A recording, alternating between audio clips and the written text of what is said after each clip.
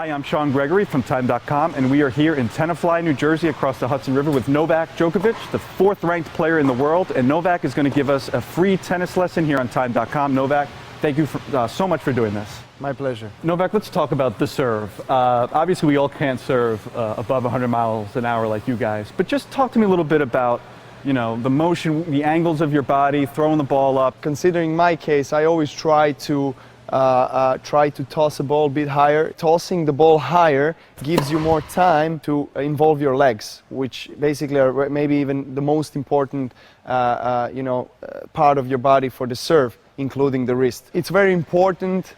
The moment of impact, the speed and pace where you get is from the wrist. You know, so acceleration from this part of the, from this part of the arm, from the elbow, and of course the wrist action in the end. And you want to keep your upper body as loose as possible. Are you ready? Yep. 125 down the middle. Oh.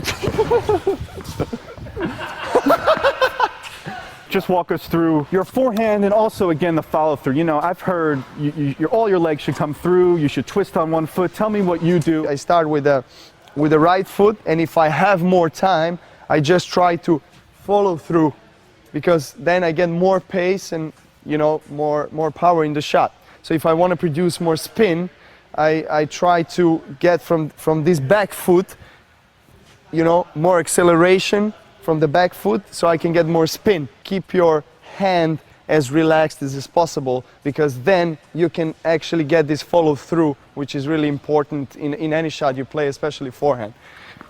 You want to get that follow through. If you want to get a spin, you bend more and you do more work with your wrist. Okay, Novak, let's talk about the backhand. One hand, two hand. You have two hands. Walk us through your two-hand backhand. Actually, when I started playing tennis, I started playing it for 2 years with a one-handed backhand, and then I decided to change because I was small, I was tiny, I was skinny with no power, and then I just got frustrated by all the players playing to my backhand, and I couldn't, you know, get the ball back. And so I decided to play with two hands, and today I think, you know, my two-handed backhand is maybe even a best shot in my game. I try not to involve too much the wrists.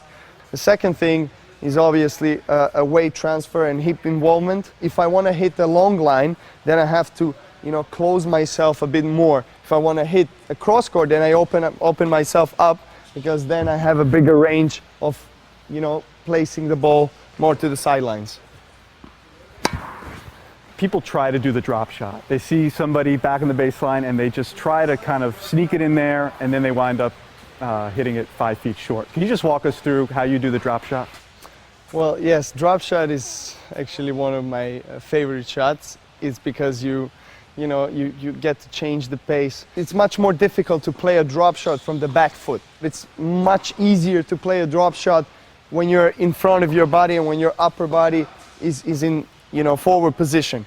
So, you know, you try to open up your racket head and just go through it and make like a short slice. You want to make this little cut, you know, make this little spin so the ball can stop. How can you make yourself strong at the net? With the volleys, the most important thing is to try to hit the ball just in front of yourself and always keep your head still, obviously, and try to be low balanced in your legs. So basically, again, you're covering this part of the court and up to here.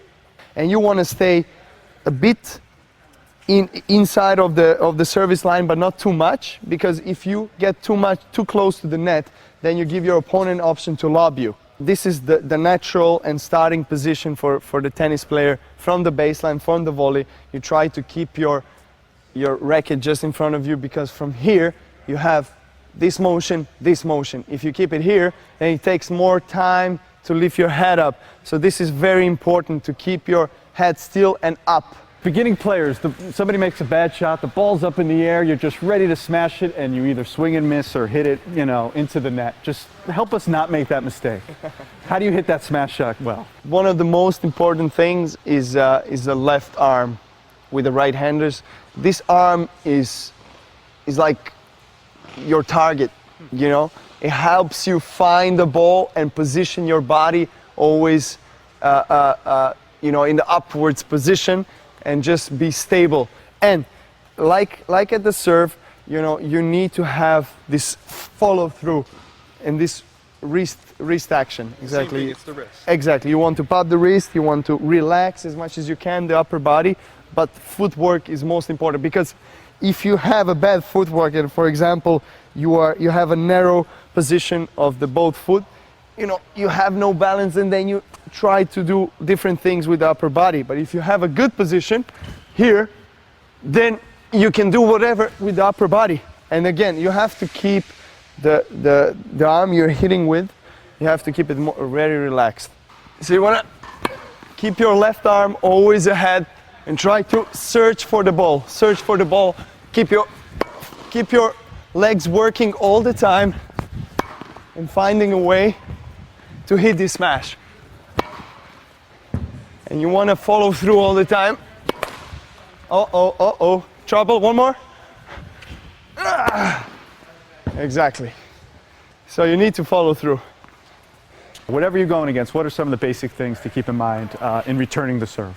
What I like to do, I like to stay somewhere in the middle, because for the first serve, because that gives me enough options to block the shot and to, you know, to spin it and follow through. For the second serve, I like to come a bit closer to the baseline and make a split step. So what you want to do is you want to do a very small split step, just to be ready and be able to, you know, accelerate from then on. Just try to make a short swing, because any big swing with the big servers who serve more than 120 miles per hour, you're losing your time.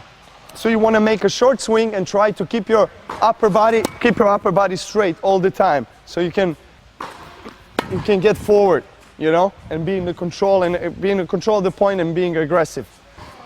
Can you serve second serve? So second serve, I start from here, I make a split step in the court and try to hit the ball and get in the control of the point and get into the comfort zone, if that comfort zone is on the baseline, or if the second serve is very short and I have a feeling that, and I see and I recognize that the return of the second serve was really good and that my opponent is stretching out and being very defensive, that's when I want to move a couple of steps and try to hit a second shot volley.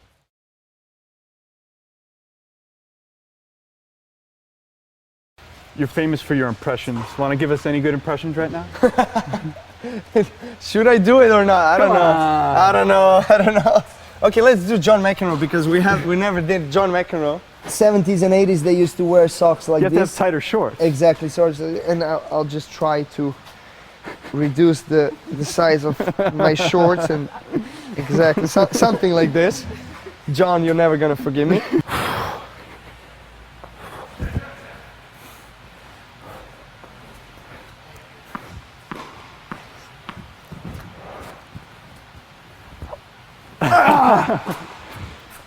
What? Oh, it was white? You cannot be serious! You cannot be serious! And things like that. Great.